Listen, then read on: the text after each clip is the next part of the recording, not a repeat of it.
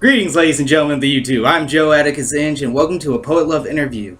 By my side right here, this is one Aaron Samuels, right bloody author of the book Yarmulkes and Fitted Caps. Aaron, thank you for joining us. No, thank you for having me. So, first off, let's get down to where are you from? So I grew up in Providence, Rhode Island, Mm-hmm. and I will always claim Providence 100%. Came up in the youth scene there, which was great.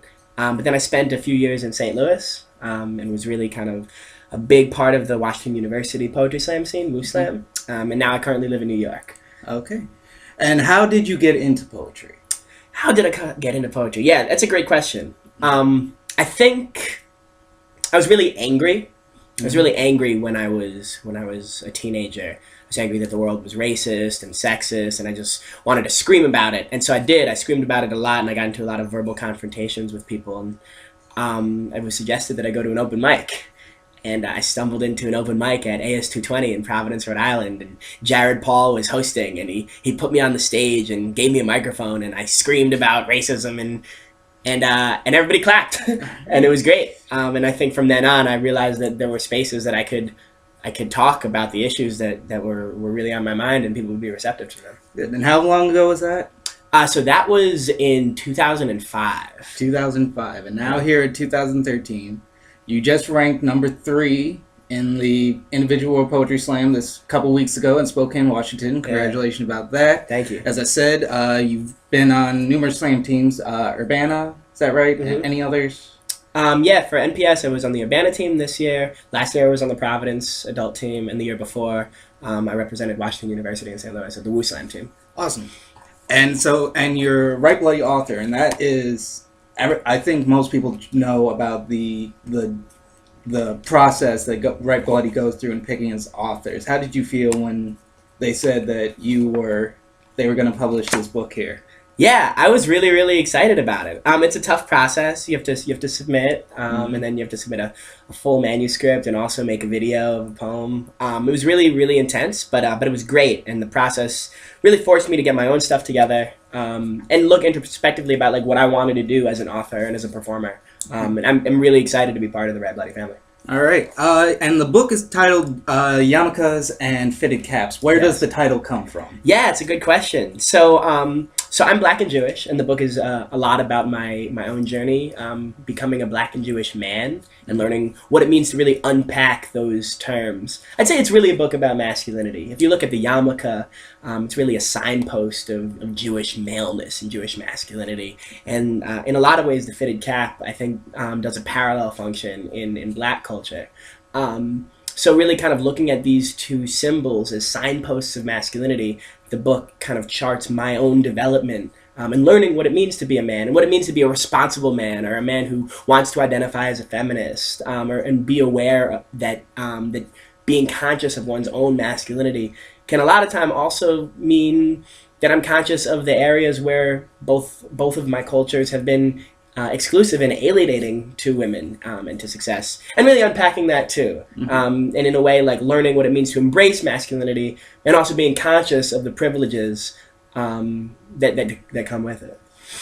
Very interesting. Very interesting. So you're here in Columbus. You just did show at Writing Wrongs. You're about to do a workshop here, and you're doing 2 shows tomorrow night at the Travana Coffee Shop for Pen and Palette at 8, and the Ness at Zanzibar Brews at 10.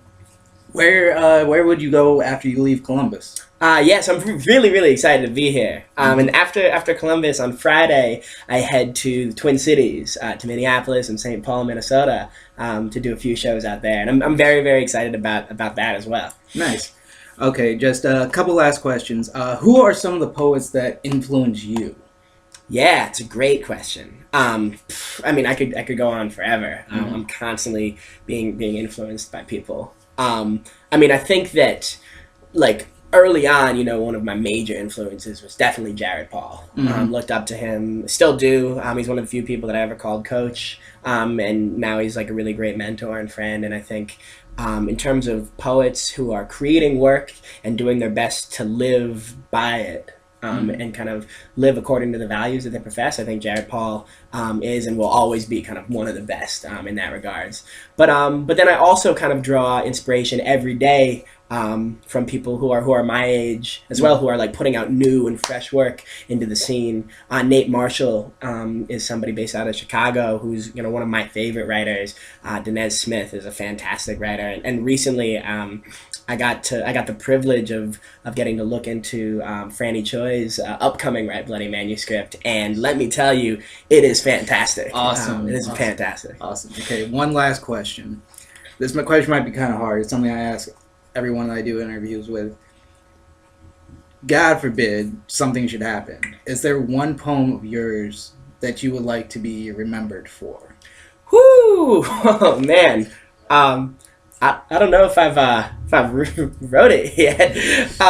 One poem that I would like to be remembered for.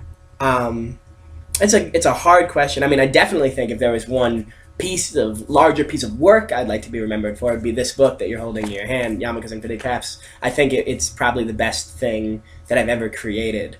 But one poem, I mean, who said this to me? I forget. I mean, multiple poets have said this, some version of this over time, but that we spend our entire lives just trying to write the same poem over and over again and hoping one day we get it right. And in a lot of ways, that's my work. I'm trying to talk about what it means to be mixed, what it means to be Black and Jewish, what it means to be a man, and learn about all those things. And many of my poems are addressing it.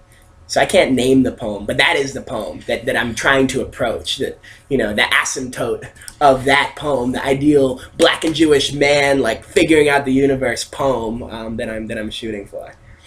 I'll accept that. Well, thank you, Aaron. Thank you for having me. You could check out more of Aaron's work at aaronsamuelspoetry.com. Yes. You could also pick up his book, Yarmulkes and Fitted Caps, there or at writebloody.com. Till next time, ladies and gentlemen, I'm Joe Axinch, reminding you to keep your pens moving, live long and prosper. I'll see you next time.